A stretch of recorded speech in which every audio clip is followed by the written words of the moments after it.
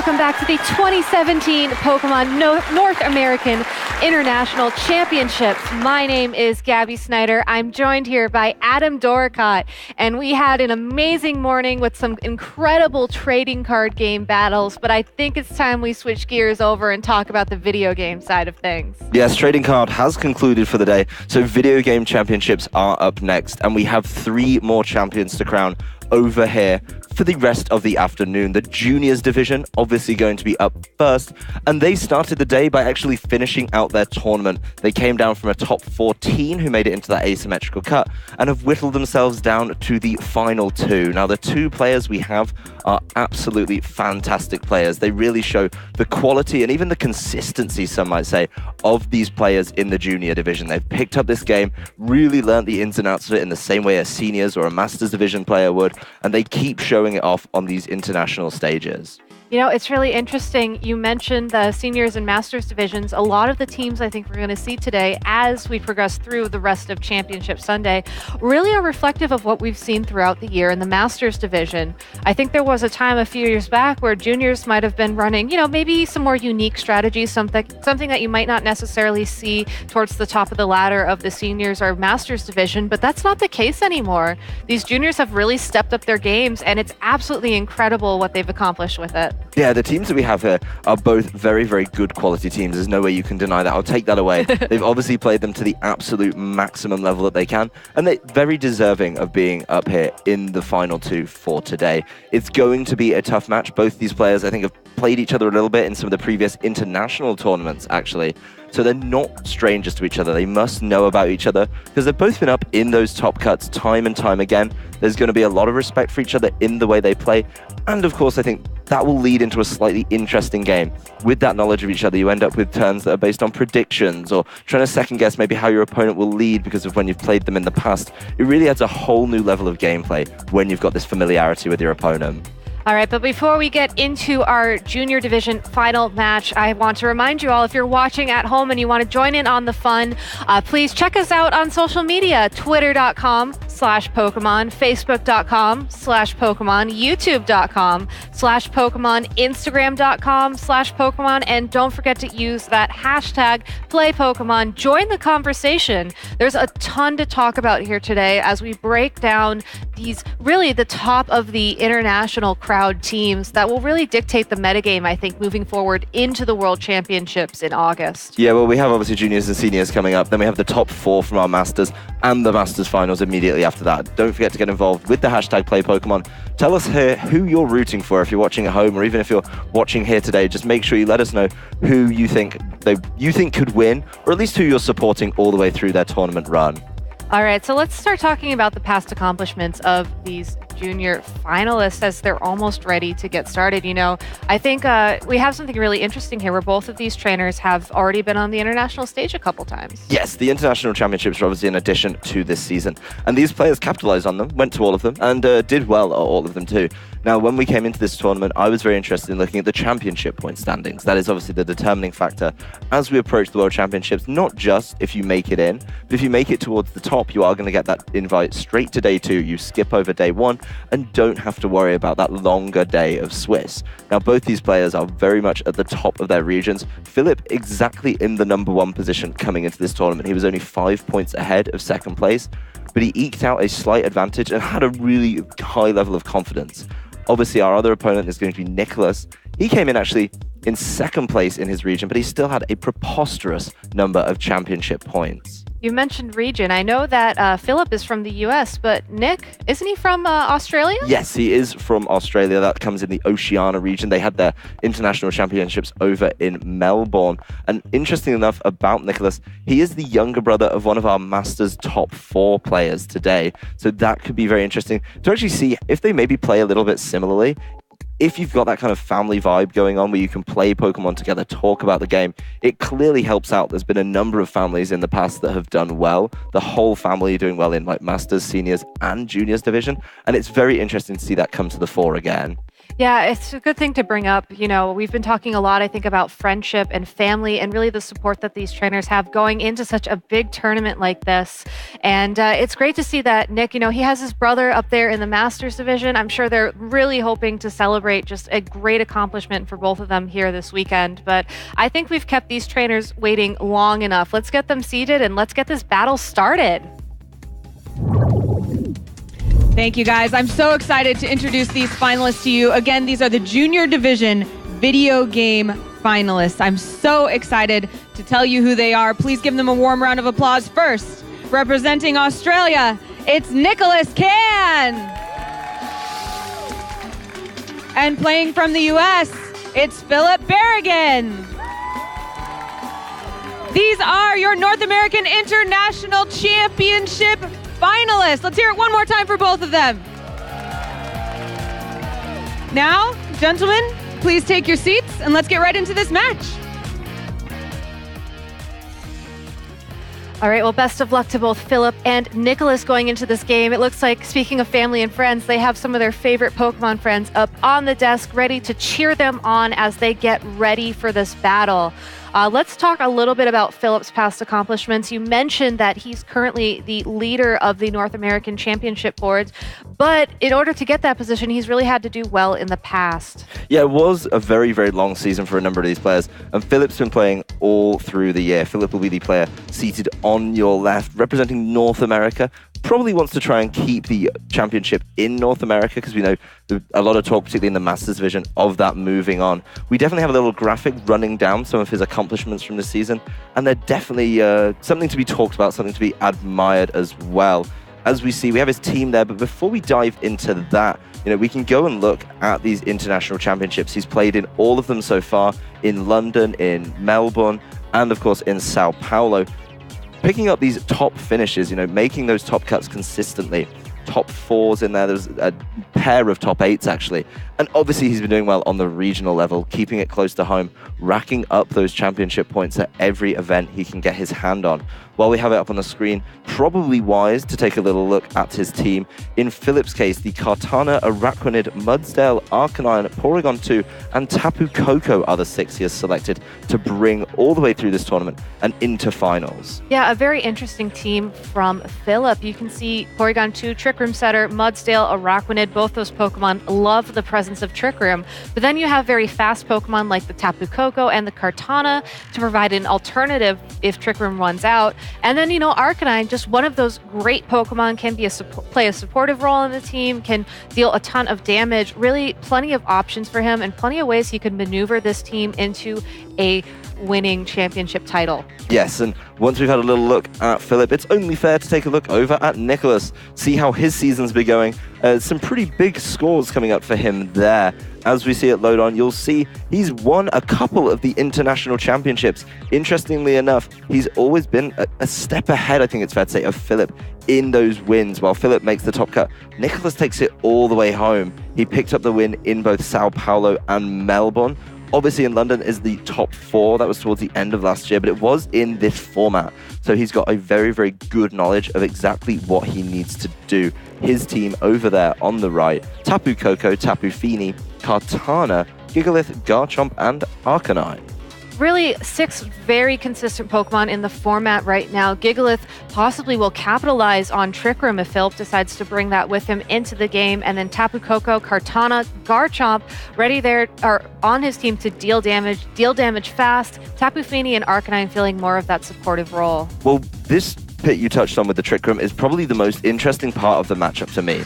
When we remind ourselves of Phillip's team, he did have a couple of things that scream that they're ready to be capitalizing on a Trick Room. Porygon 2 to set it, then Mudsdale and Araquanid would be really good at operating under that change in speed. Interestingly though, Nicholas does have an answer to that in the Gigalith. It's curious the way that the Trick Room sweepers, as they're sometimes known, match up against it. The Araquanid, one of the most popular, does have a good matchup with a water typing, but the bug typing that comes along with it isn't going to appreciate rock type moves from Gigalith. In the same way, Mudsdale is probably a slightly better choice in this one because it can catch it with those nice ground type moves. And then if he can clear the way, I think, for something like the Araquanid, it could be in a pretty good position to deal with such. The Arcanine, the Garchomp, even with the not very effective hits, it does so much under Trick Room with that fantastic water bubble ability. Yeah, I'm really curious to see how Pokemon that both Phillip and Nicholas are going to, both running, are going to match up. We see two Arcanines on the screen. I think the way that you choose to run your Arcanine really has sort of decided, how you're going to play the game, how you're going to possibly deal with the opposing Arcanine. We've seen some Firium Z Arcanine yesterday. We've seen some, Pinchberry Arcanine that will heal a lot of their health back up, maybe have moves like Will-O-Wisp or Snarl to sort of stop your opponent's strategies moving forward. There's plenty of options for these two trainers, and I'm really excited to see how they're choosing to play this game moving forwards.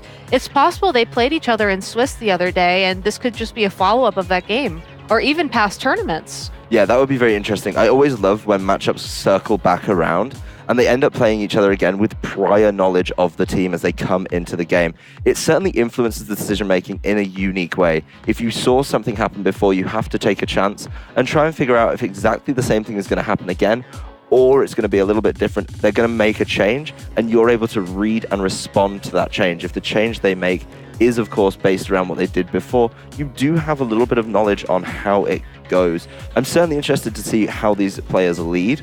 I think the leads are going to be so important in this game because they kind of dictate the strategy that they're going to be going with. That player who gets the early start in both of these sort of matchups with the fast mode. When you look at Nicholas's team, he's got some very fast Pokemon on there, the Kartana, the Tapu Koko, even the Garchomp's relatively fast in comparison to Phillip's team, which only really has the Tapu Koko and Kartana as the fast mode. All right, well, here we go into team preview. Again, for those of you just tuning in, Phillip will be on the left-hand side of your screen, and his team consists of the Kartana, the Araquanid, Mudsdale, Arcanine, Porygon2, and Tapu Koko. Phillip not taking much time at all to decide on the Pokemon he's bringing into this game. Nicholas, on the right-hand side of your screen, is running Tapu Koko, Garchomp, Gigalith, Kartana, Arcanine, and Tapu Fini. Well, with the quick lock-in of the team, Phillip has thought about this matchup and definitely has a strategy he wants to execute. It's going to be so important for Nicholas not to allow that execution to go off smoothly for him. And if he can stop it, then he may be able to sort of open up a lead for himself. That's very important. I think this game is going to be very much decided on the way the game starts off for both of these players. Whoever takes that early upper hand could secure game 1, and that's the momentum they're going to want to go into games 2 and potentially 3. All right, well, let's get this started. Game 1 of the junior finals here in Indianapolis. Nick starting the game off with a Garchomp and Tapu Koko lead against Phillip's lead of Tapu Koko and Kartana. Well, both players opting for the faster mode of their team. I think the Tapu Koko, of course, one of the fastest Pokemon in the format, an absolute nightmare to handle, but they bring a different partner for them, which I certainly think is going to be a little bit more decisive. The Tapu Koko on Phillip's side of the field, putting good pressure down on the Garchomp, but so is the Kartana as well. It is a little bit faster than the Garchomp, so you do have to wonder if Nicholas is safe to keep that in. The Garchomp would be really nice to keep in against the Tapu Koko, but it probably struggles a little bit against the Kartana in particular. Garchomp protecting itself this turn as Tapu Koko on Phillip's side of the field uses Dazzling Gleam to attack both Pokemon on Nicholas's side. Tapu Koko revealing that it's holding that Life Orb item as well, but Nicholas's Tapu Koko uses Sky Drop to take Phillip's Tapu Koko up into the sky as Kartana is left attacking into the protecting Garchomp. Well, Skydrop does so many things here, and it's a move that's been picking up popularity on the Tapu Koko. Not only does it get Nicholas's Tapu Koko out of the way of that Leaf Blade, so it's still around for next turn, but the way we saw that turn order pan out, we actually saw Phillip's Tapu Koko move first. That could be an indication on how these are trained, and that would mean that he may not get hit by a move from Phillip's Tapu Koko on this turn. Tapu Koko returning the opposing Tapu Koko to the earth, and Phillip's Tapu Koko will not move. Phillip targeting down the Tapu Koko on Nicholas's side of the field with a Leaf Blade, but Garchomp on Nicholas's side of the field is going to use Tectonic Rage to try and get an early advantage in this matchup. And that's one of the great things about using the Skydrop. He knows that he's not going to have to withstand a Dazzling Gleam before he gets to make a move. In this case, he's just going all in on removing Tapu Koko from play and catching it with this Tectonic Rage. Very interesting to see that Kartana not take the knockout on the Tapu Koko, but now the early Pokemon advantage falls in Nicholas's favor. Yeah, I think an indication that the Leaf Blade wasn't able to knock out that Tapu Koko, plus the fact that Tapu Koko has Sky Drop with it, usually means that there is a Assault Vest on the Tapu Koko. It might be too early to assume that in this game. However, depending on if we see that Tapu Koko use moves like Protect or something else, that would really be the, I think, determining factor in that. Well, we could end up with a very interesting turn here. A number of players, when they go for the Sky Drop, they're either making sure they're keeping themselves safe for the next turn, or they're actually going to try and set something up. I know there's a number of players up in the Masters division who really think that setting up alongside a Sky Drop Pokemon is really the way to go. I'll be curious to see if that's something that maybe we see in a later game. It would have to be in a later game as Arcanine takes the field for Nicholas, bringing with it that Intimidate to lower the attack of the Arcanine and the Kartana on Phillip's side of the field by 1 stage. Arcanine on Phillip's side of the field trying to use that Extreme Speed to knock out Tapu Koko, instead connecting with that Arcanine. Rough Skin dealing some damage to Kartana as it fires off a Leaf Blade, and Garchomp revealing that it has Fire Fang attacking the Kartana, but Kartana is able to hold on. Yes, we see Fire Fang falling a little bit short, and very smart play from Nicholas there, we have to say. Removing the Tapu Koko while he may have had the option to Sky Drop was the right play, predicting that Extreme Speed to come out from Phillip's side. Doesn't want to give his Tapu Koko up for free. The Garchomp taking that Leaf Blade very, very well indeed, and retaliating, of course, with a Fire Fang. Seeing the Fire Fang come out does put a slightly different pressure on Kartana from Phillip. Even though it didn't get the knockout, that's a lot of damage. That means potentially something like an Earthquake could tidy it up. Even though Kartana has a very high defense, it is exceptionally low. Garchomp taking advantage of the fact that Kartana on Phillip's side of the field uses Detect this turn, goes for a Swords Dance, and there is a Firium Z reveal. Electrium Z. Electrium the electric type version. Arcanine on Phillip's side, pulling out a Gigavolt Havoc, not something we see too much on Arcanine anymore. Obviously not heading towards the Garchomp slot that will be targeting down Nicholas's Arcanine. That is something we don't always see, and it does a good amount of damage. Interesting enough, bringing it just low enough to activate the Eye of Papa Berry, and overall, doesn't really work out as much of a loss of health, while Phillip gives away his Z move, an interesting bit of tech that he's actually revealed to Nicholas in this game 1 and not got too much out of it. Yeah, Electrium Z, you know, that honestly took me by surprise because we've seen so many different moves on Arcanine, or items on Arcanine, I should say. The presence of Wild Charge, not really a common one. We'll have to see how that plays into the matchup moving forwards. For now, Kartana on Phillip's side of the field leaving, and Mudsdale taking its place. Garchomp going to protect itself.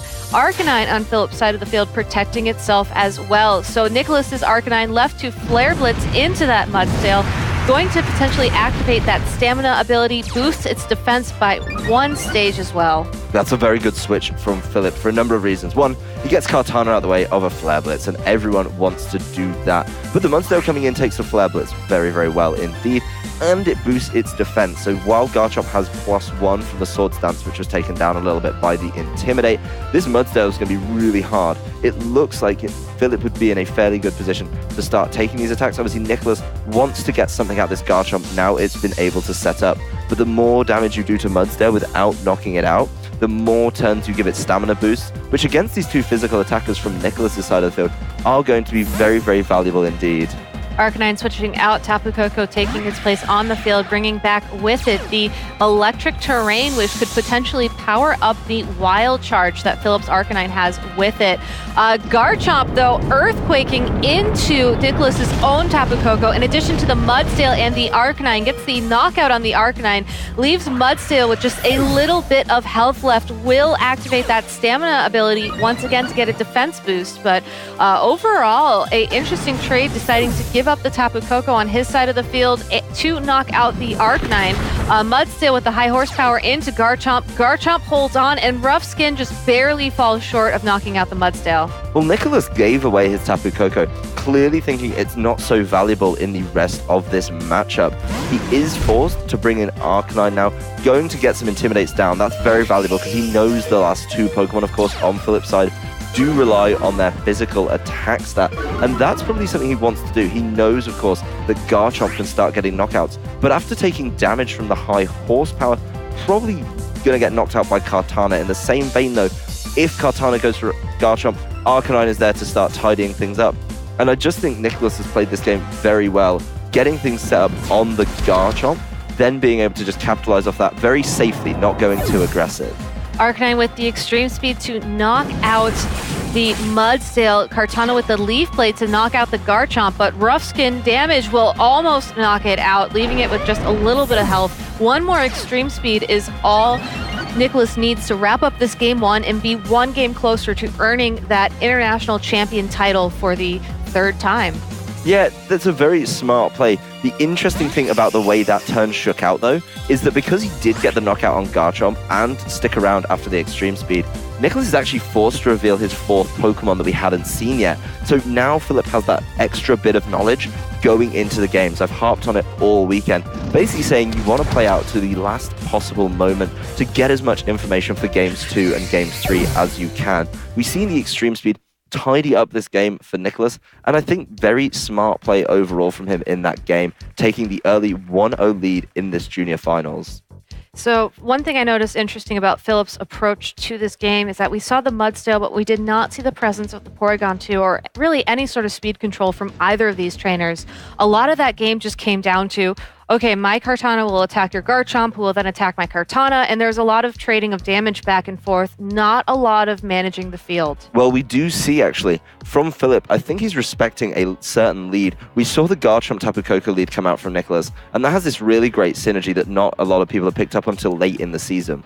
If he brings the Porygon 2 in the lead to try and set up the Trick Room, there's certainly an answer from Nick if he makes the same lead. I think Phillip is aware of that and definitely played around it. That really nasty play you can make where you sky drop somebody and then you retaliate, of course, by Swords Dancing and then following up with the Tectonic Rage does remove threats from the field pretty readily.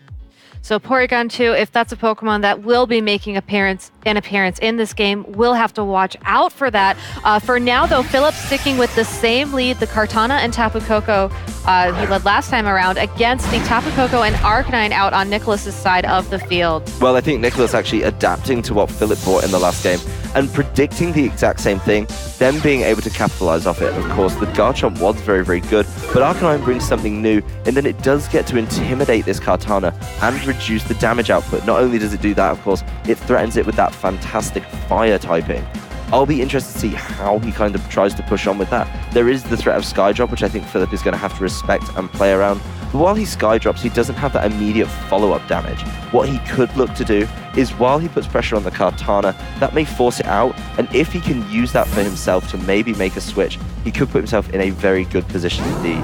Tapu Koko leaving the field on Phillip's side, and Mudsdale taking its place. Kartana going for a protect this turn. Tapu Koko revealing that it has hidden power attacking the Kartana, and Arcanine going for a Flare Blitz into that Mudsdale will again activate that stamina ability, giving Mudsdale a boost in its defense. Making that Mudsdale so much harder for these physical attackers on Nicholas' side of the field to take out. Arcanine taking a pretty hefty chunk in recall to give away for the first turn.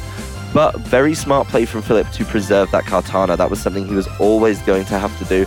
And the Protect forces Nicholas to reveal one of his moves. The Hidden Power targeting the Kartana is likely the Hidden Power Fire that many trainers have been adding to this Tapu Koko, purely as a solid answer to Kartana, with Tapu Koko reliably faster in most matchups, without the presence of something like a Trick Room or a Tailwind, even the Icy Wind as a form of speed control. The Tapu Koko is always able to put solid pressure down on this Kartana, especially with Hidden Power Fire.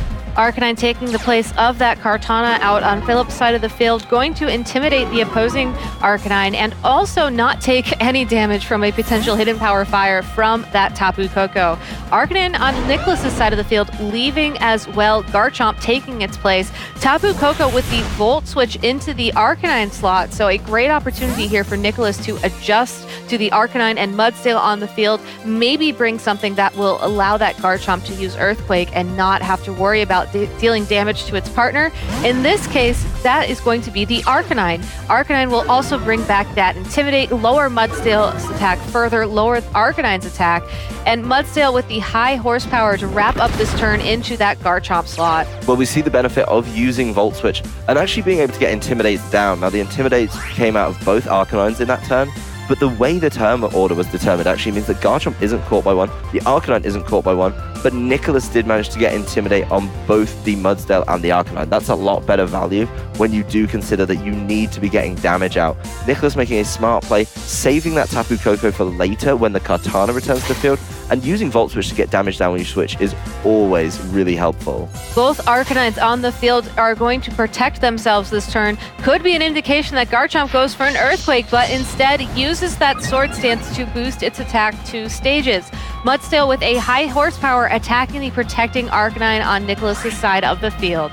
Well, the interesting thing when we look at Nicholas's team is he doesn't really have a partner that can come in and take those Earthquakes. So really, with the Garchomp now setting up, he has one move, or one turn at least, to use the Z move and take away one threat from the field.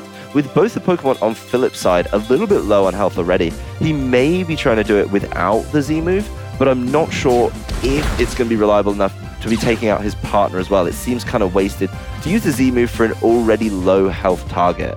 Both Arcanines again picking the same move, Extreme Speed, targeting the Arcanine and the Garchomp out on the field. As Garchomp, happy to get that Sword Stance boost, will now go for a Tectonic Rage to knock out something on Phillip's side. Yeah, he's just going to want to pick off one of these targets and make sure he secures the knockout. With Arcanine on the field, you do have to be concerned that it was going to get knocked out by something else. So what he uses is a much more powerful move when he's attacking this Mudsdale to basically try and get through that earlier defense boost it picked up from Stamina. It may have been able to take an Earthquake, but it didn't have any way to take this Tectonic Rage from Garchomp. So another Pokemon falling in this match. Yeah, I think if Phillip wants to try and gain back the momentum on his side of the field, he needs to figure out a way to knock out that Garchomp. Tapu Koko could certainly do that. Yeah, coming in with the Tapu Koko, probably a very good switch in for Phillip here because he can start to deal with it with the potential Dazzling Gleams that we saw Garchomp very much in range to get knocked out. Then all he has to worry about is the Arcanine on Nicholas' side of the field. While he doesn't really have a solid answer to it right now, he does have to be careful of his own Arcanine, maybe keep it safe from another Extreme Speed. We saw in the last turn these Arcanines exchanging Extreme Speed and Phillip making sure he doesn't lose it already. Arcanine returning to Phillip's party, Kartana taking its place, Tapu Koko on Phillip's side of the field protecting itself this turn. Garchomp with the Earthquake going to attack his own Arcanine and the Kartana on the field. This might actually do enough damage to knock his own Arcanine out, even though it was holding one of those berries I think we saw last game. So Arcanine not going to be able to intimidate anything. That was certainly an interesting play. Yeah, Nicholas, very confident he doesn't actually need Arcanine anymore. Clearly comfortable in having his Tapu Koko to deal with this Kartana. Didn't want to get Intimidates down on the Arcanine and Kartana again, and just decides to try and get damage down nice and consistently. He's just going to knock out his own Arcanine. That's such a bold play, but he's clearly thinking forward in the rest of the game. He does manage to bring in his Tapu Koko in exchange for it. He's definitely not going to be able to Earthquake next to it. But he needs to be a little more careful. I think if he starts knocking things out with his own Garchomp, we could end up in a very awkward situation for him. This Garchomp's going to have to keep itself safe this turn, and probably on Nicholas' side of the field, rely on Tapu Koko to deal the damage. Garchomp protecting itself this turn as Tapu Koko on Phillip's side of the field will move first and will use Dazzling Gleam to attack the opposing Tapu Koko, but it doesn't deal a lot of damage. Tapu Koko taking some damage in recoil thanks to that Life Orb hold item. Hidden Power Fire for the knockout on Kartana. Well, Kartana being removed from play is very, very important. It does mean that he's only got one threat to his Garchomp now, which in this case is the Tapu Koko we see on the field. Arcanine coming in for Phillip is going to put an Intimidate down, try and mitigate some of the effects of this Sword Stance, of course, lowering the attack stage. But with Arcanine so low, it is probably going to get readily knocked out by anything coming out of Nicholas's Tapu Koko, even though it wants to try and use this Electric Terrain to get that big Gigavolt Havoc off. Of course, it wouldn't be so useful against Garchomp, but the other Pokemon are going to take decent damage for it, especially based on a physical move. I think the Arcanine on Phillip's side of the field probably falls to Extreme Speed, and then he's just going to be relying on his Tapu Koko to try and clean up this match with potential Dazzling Gleams on Garchomp and other attacks, anything to try and get rid of this Tapu Koko that's going to be a threat otherwise. Tapu Koko with the Dazzling Gleam on Phillip's side of the field. We know it won't knock out the opposing Tapu Koko, but it is able to knock out the Garchomp. Tapu Koko on Nicholas's side of the field now will be the only Pokemon to attack this turn and uses Volt Switch to target the protecting Arcanine. Yes, Tapu Koko trying to stick around, trying to get a knockout on Arcanine. And what comes in as the last Pokemon for Nicholas is so essential. It is, again, the same 4 we saw in Game 1, with that Kartana taking the field. Now, this game is going to be very interesting if the Tapu Koko on Phillip's side has also opted for that hidden power. That is something that is very, very reliable at taking Kartana out of play. But if he doesn't have it, Nicholas is probably still in a good position. As long as Kartana can take a hit from Tapu Koko, then it can retaliate with a Leaf Blade for a knockout. And the Tapu Koko on Nicholas's side of the field will be able to start dealing with this Arcanine. Kartana protecting itself this turn. Arcanine with the extreme speed to attack the opposing Tapu Koko. Tapu Koko with a dazzling gleam. It's going to connect with Nicholas's Tapu Koko, but the question is, will it be able to survive? It's close. It gets a critical hit and knocks out the Tapu Koko. It is now 2-on-1. Phillip's Tapu Koko and Arcanine versus Nicholas's Kartana. That is exactly what Phillip needed in that turn. I don't think the critical hit really mattered too much, but he made the right call. He knew Nicholas was going to be cautious and protect that Kartana, and then he keeps it safe. It would have taken just the Dazzling Gleam damage, which was probably going to fall short because of the typing. Now, we do see Phillip just there to try and tidy up. Thunderbolt brings Kartana down to its Focus Sash, so Kartana will have to knock out something this turn. It chooses to attack that Tapu Koko, leaving Arcanine free to attack it for that 1 health point of damage left. Kartana will get an attack beast boost, but since it will not have a chance to attack again in this game, Phillip will be able to tie it up and will be moving on to a Game 3 to decide your junior North American International Champion. Yeah, Phillip getting another critical hit on that 1 remaining hit point there, and actually taking a little more of the game time to reveal the item on this Kartana. He didn't see much of it in Game 1, he just knew it was there, and now he gets to confirm the item. It's not holding one of those Z crystals that some people have been picking up on, but it's more the traditional Focus Sash for a frail Pokemon. So overall, very good information to pick up. But Phillip capitalizing on a turn where Nicholas played it so safe, protecting that Kartana when all it was going to take is damage from Dazzling Gleam while he doubled into the opposing Tapu Koko, was so smart from Phillip. Knew that the Tapu Koko was something he had to deal with, and predicting a protect on that Kartana. My big question going into this Game 3 is, so far both Phillip and Nicholas have brought the same 4 Pokemon to each one of these games. If one of these trainers were to make an adjustment here to really significantly change that matchup, it could be the move they need to make to secure the winning of the North American International Championship title. Well, it wouldn't shock me to see Nick actually go back to that pairing that won him Game 1, leading with the Garchomp and the Tapu Koko, setting up the Sky Drop, then trying to boost up with a Sword Stance. That could be a very, very powerful play, especially if there's going to be Intimidates coming in from the Arcanine switching in. So I think getting a Sword Stance in is so essential for Nicholas, and also being able to capitalize on it. That's very important as well.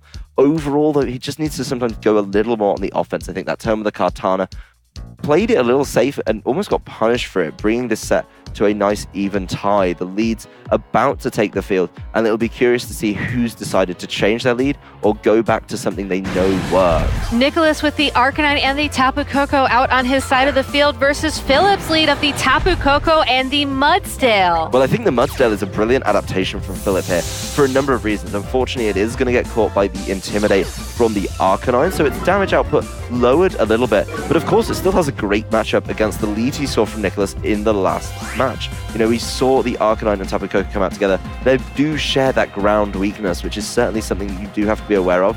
And Mudsdale, being a ground type with high horsepower, just needs to make sure it targets the right thing. The Tapu Koko on Phillip's side can also help out by contributing some pretty significant damage, and maybe getting that extra damage down will make up for the fact that the Mudsdale got caught by this Intimidate. Nicholas is probably going to have to work a little bit to get out of this situation with some switching. Well, there is our first switch of this game. Arcanine taking the field for the Tapu Koko on Phillip's side of the field, going to intimidate the opposing Arcanine in addition to that Tapu Koko.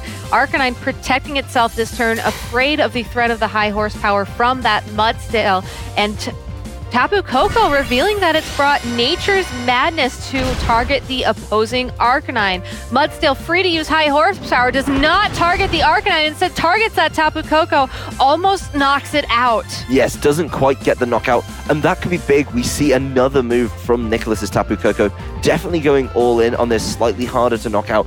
Very, very supportive and useful to his team, Tapu Koko. Not only does it carry Skydrop, but it is also bringing Nature's Madness. Bringing Pokemon down to about half health is always so useful. The one calculation I think Nicholas needs to be aware of, though, is just how much damage Extreme Speed did in the previous game. It's going to be nip and tuck to see if it can stick around. And Arcanine, even though it could get very readily knocked out, always has Extreme Speed to try and move first. We do see the benefit of getting Intimidate down on Mudsdale, though, with the Tapu Koko just not taking enough damage to be knocked out. He's going to save that Intimidate for later, and I think that's very wise. Yeah, Garchomp taking the field in place of the Arcanine. Arcanine on Phillip's side of the field, going for the Extreme Speed, and it's able to knock out that Tapu Koko. Mudsteel with the high horsepower will connect with the Garchomp. Doesn't do a lot of damage, but every little bit counts, as Rough Skin does a little bit of recoil damage as well. It's certainly going to add up, and removing that Tapu Koko from play is going to be huge for Phillip. We haven't seen the last Pokemon on his team, and if he's decided to go with his Kartana, then he's going to be in a pretty solid position as long as he can deal with the opposing Kartana. Now with Arcanine on the field, that's a good time to do it. But, you know, we've seen some of these plays from Nicholas before, and he just has to make sure he uses this Z move, I think, very, very wisely, and Mudsdale knows it's done its job. Mudsteel leaving the field. Phillip sending out its own Kartana in its place. Arcanine with the Protect this turn, afraid of the threat of the Tectonic Rage from that Garchomp. Kartana targeting down the opposing Kartana was a Mudsteel with a Leaf Blade, and Garchomp does go for the Z move. Will it target the protecting Arcanine, or will it go into that Kartana? It's going to be so important that he actually gets a knockout with this Z move. If the Arcanine is protecting, it's going to be very, very close indeed. The Kartana switching, though, before we see this come through, was great to try and take that if it came in, but the Arcanine with the Protect, taking that Tectonic Rage. Protect, not enough to keep it safe. It does so much damage because the Garchomp wasn't intimidated. The Arcanine is removed from play, and that opens doors for the Kartana on Nicholas's side. Both of these Kartanas are going to be so, so important to these trainers. Tapu Koko taking the field for Phillip. You know, a great read. It was unfortunate that the Arcanine couldn't survive the Tectonic Rage, but this game is so close right now. Yes, and the interesting thing about the matchup of the two Kartanas is Phillips took a little bit of damage on the way in. We haven't actually seen its item yet, but if it is carrying the Focus Sash, it doesn't have access to that anymore. And that may put Nicholas kind of one step ahead in how this one shakes out. Arcanine back on the field for Nicholas to intimidate the Kartana and the Tapu Koko on Phillip's side of the field.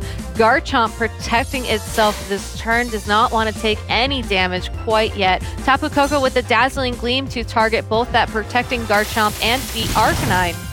Kartana on Phillip's side of the field going to wrap up this turn with a Sacred Sword to target the Arcanine. Yes, very smart predict from Phillip to know that the Garchomp wasn't going to let itself get hit by the Leaf Blade or something of that ilk, and also get the Arcanine in to intimidate it. The interesting thing here, though, is he got a good amount of damage on that Arcanine on the way in, and now that Tapu Koko with the electric terrain pertaining on the field is going to be able to put it at risk of getting it knocked out with a Thunderbolt. So while Tapu Koko can deal with Arcanine, Kartana may start dealing with Garchomp slowly. Doesn't want to do it without its full attack stat, though. Mudsteel returning to the field for Phillip. Garchomp leaving the field as well, and the Kartana will be making an appearance on his side of the field instead. Tapu Koko protecting itself this turn, so no damage from Phillip. That Arcanine on Nicholas's side is going to be the only Pokemon to attack with a Flare Blitz into that protecting Tapu Koko. Yes, absolutely nothing coming out damage-wise, just people repositioning. Now, Phillip does make the right play in getting Kartana out and getting the Mudsdale back in without the Intimidate on itself, of course. But Nicholas very wisely also decides to get his Garchomp out and get the Kartana in. Now that Kartana is going to be doing a lot of damage to the Mudsdale, as it didn't take something like a Flare Blitz on the way in to get a stamina boost.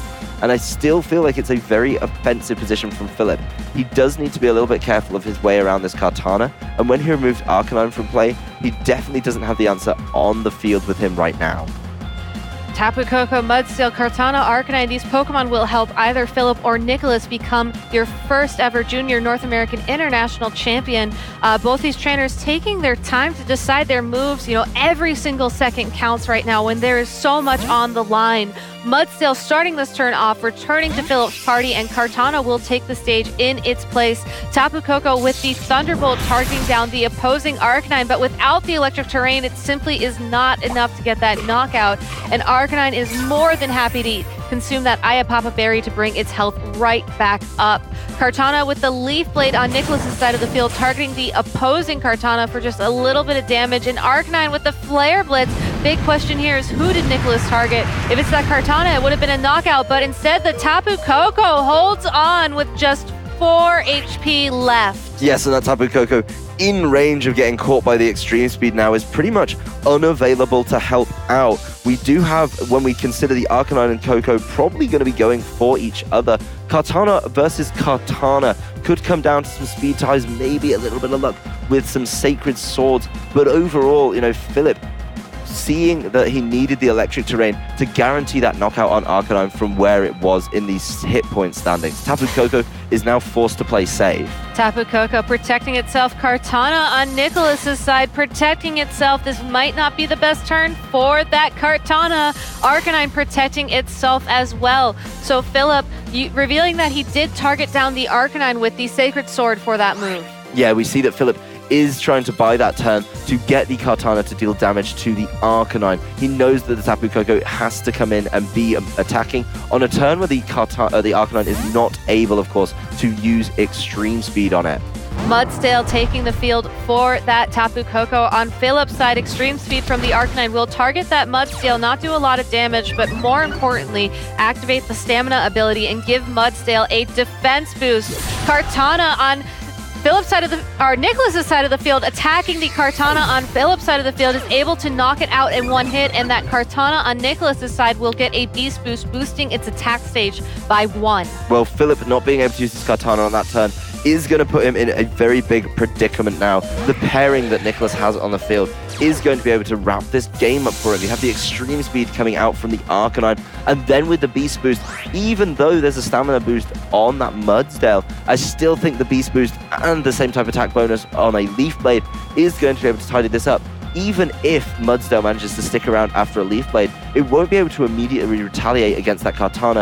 It has to hit it at least twice to deal, of course, with this Pokemon. Now, he does have one out, which would be to try and keep Tapu Koko safe, keep Mudsteel around, it would be a big, big ask, and then deal with the Arcanine, who's just trying to extreme speed and deal with this Tapu Koko on Phillip's side of the field, but Nicholas certainly in the driving seat. Kartana protecting itself this turn, does not want to risk losing the Kartana. Arcanine as well will protect this turn, so Nicholas playing it very safe, waiting to see what Phillip is going to do to make sure that in the next turn he has a shot of countering it. We see a Thunderbolt from that Tapu Koko, the Mudsteel going for a Rock Slide. Well, I think Nicholas there playing it very safe, double protecting, using a protect on both his Pokemon. Wanted to see if he could maybe bait out a protect from the Tapu Koko on Phillip's side. If he gets that, then he knows the next turn he's safe to extreme speed it. But Phillip actually goes for an attack, so he still has access to protect this turn, and that could be very big in deciding how this game pans out.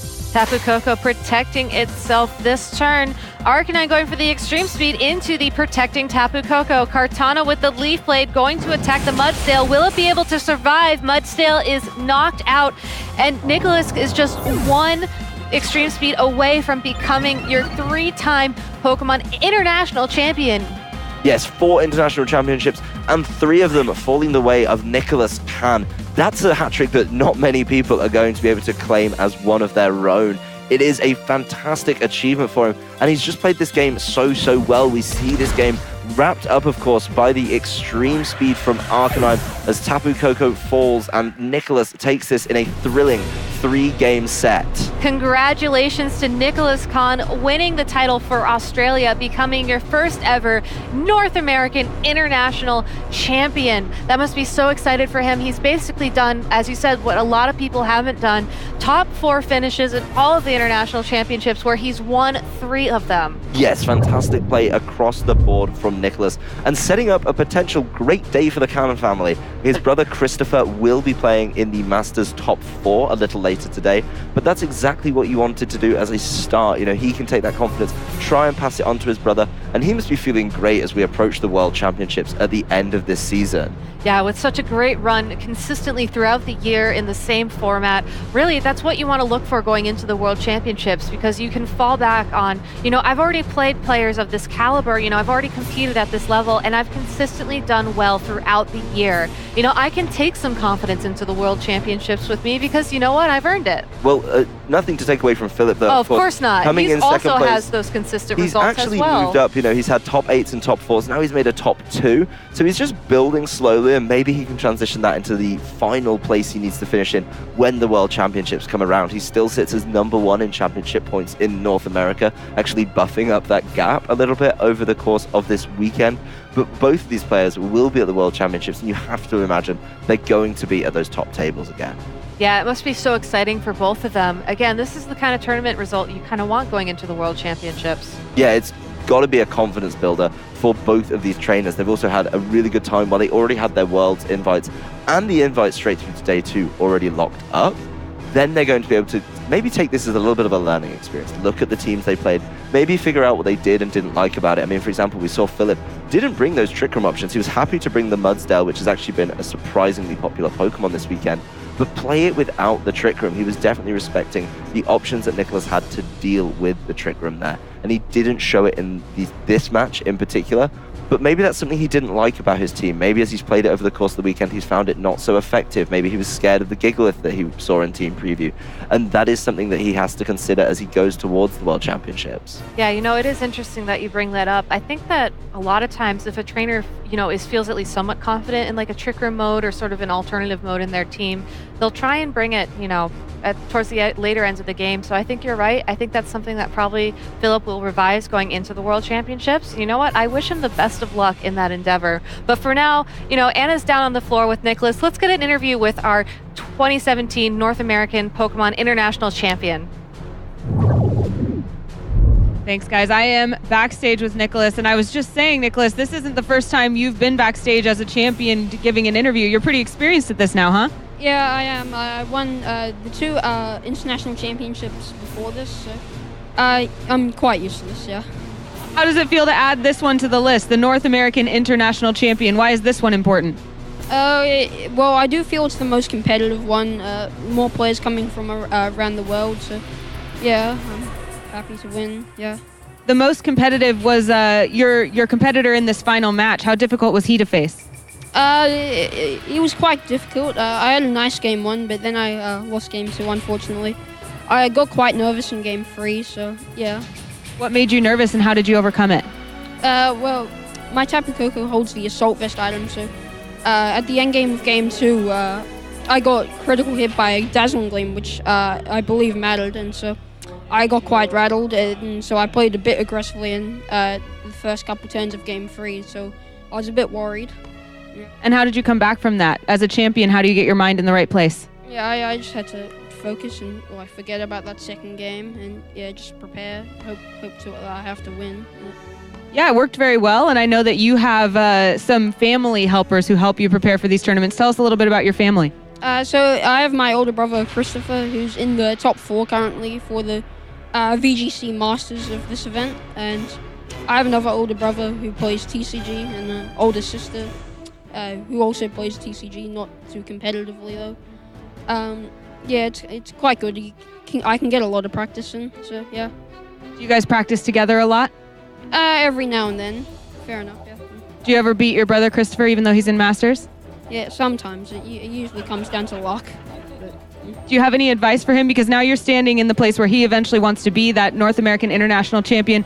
What advice do you want to give to your brother Christopher for later? I can't exactly give advice. I'm not a master. I don't know how they play, so yeah. All right, well, I'll just say keep your head in the game like you did. Is that good advice? Yeah, I guess, yeah. Any other shout-outs you want to give before we sign off? Anyone you want to say hi to or thank you to? No, not really. All right, sounds good. Perfect. Thank you so much. Congratulations again. And guys, we're going to take a quick break, but we'll be right back with more from the North American International Championship.